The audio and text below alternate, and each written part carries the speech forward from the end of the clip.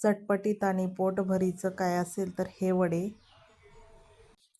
गरम गरम वडे आणि त्यासोबत वाफाळता रस्सम, काय भारी कॉम्बिनेशन आहे ना. खूप छान लागतो हा रस्सम वडा. बघू शकताय खूप छान असा झाला आहे. एक मी तोडून दाखवला आहे. आतून एकदम जाळीदार असं झालेला आहे, बघू शकताय.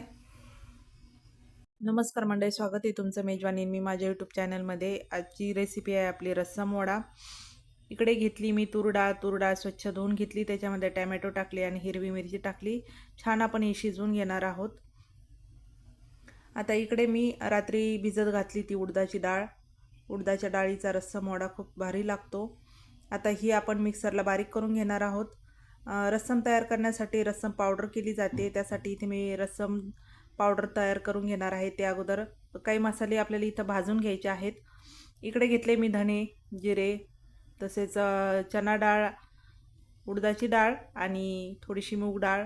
एक मिरची घेतली आहे, लाल मिरची, आणि थोडेसे याच्यामध्ये आपण काळी मिरी टाकलेली आहे. हे छान असं भाजून घ्यायचं आहे आपल्याला. छान भाजून झालं की आपण ते मिक्सरला ग्राइंड करून घेणार आहोत. ते आपण कढईमध्ये टाकलं तेल आणि टॅमॅटो, ठेचलेला लसूण, अद्रकची पेस्ट आणि मसाले टाकून आपण छान असं परतवून घेतलं.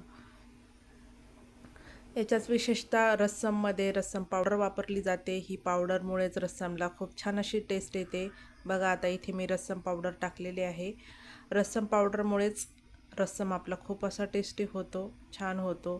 कारण ताजा रस्समची पावडर ही खूप छान चव देते रस्समला. शिजवलेली डाळ टाकली, आवश्यकतेनुसार पाणी टाकलं, कारण रस्सम हा पातळच असतो, खूप असा घट्ट स्वरूपाचा नसतो. त्याच्यामध्ये टाकलं आहे आपण आता मीठ टाकून घेतलं आणि चिंचेचं पाणी इथे मी तयार केलेलं होतं, तर ते देखील मी त्याच्यामध्ये टाकून घेतलं आहे. बघा आता इथे गूळ टाकून घेतला आहे, गूळ शेवटी घातला आहे मी. बघा खूप छान असं आपलं रस्सम उकळलं आहे. इथे आता आपली वाटलेली डाळ तयार आहे. त्याच्यामध्ये आपण टाकणार आहोत मीठ टाकून ही डाळ खूप छान अशी फेटून घ्यायची. जेवढी आपण फेटू ना डाळ, तेवढंच आपले वडे हे छान असे फ्लफी होतात आणि छान असे सॉफ्ट होतात, हलके होतात.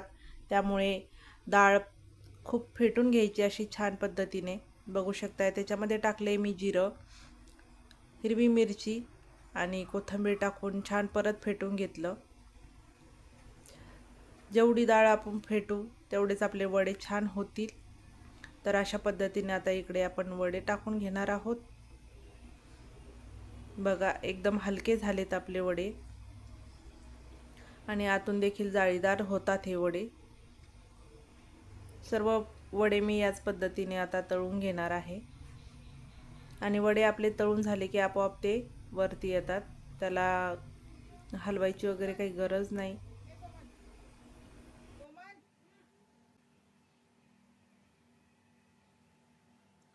सर्व वडे मी याच्यामध्ये टाकून घेतलेले आहेत. आता हे मीडियम फ्लेमवरच तळायचे आहेत वडे, कारण की हे वडे छान असे तयार होतात मीडियम फ्लेमवर तळल्यामुळे.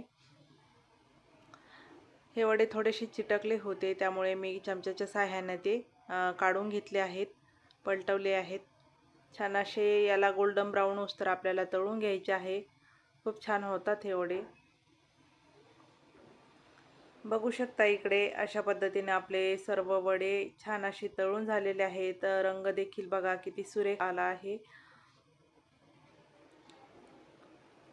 आता हे वडे मी काढून घेणार आहे एका प्लेटमध्ये. अशाच पद्धतीने आपण सर्व वडे तयार करून घेणार आहोत. बघा एवढे सगळे वडे आपले तयार झालेले आहेत. रेसिपी कशी वाटली नक्कीच कमेंट बॉक्समध्ये सांगा. लाईक करा, सबस्क्राईब करा. भेटूया नवीन व्हिडिओमध्ये.